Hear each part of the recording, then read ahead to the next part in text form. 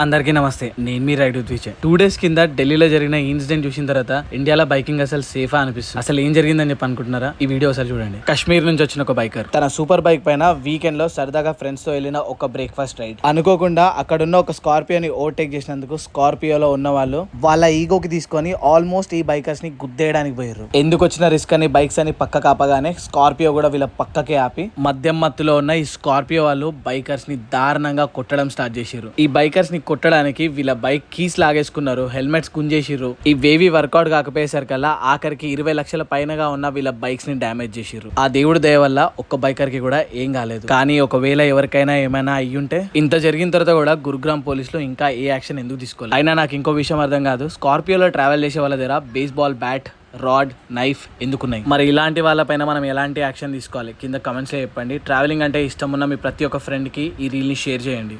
మరిన్ని ఇలాంటి ఇన్ఫర్మేటివ్ వీడియోల కోసం ఇన్స్టాగ్రామ్ ఇంకా యూట్యూబ్లో రైడ్ విత్ విజయ్ అని తప్పకుండా ఫాలో చేయండి.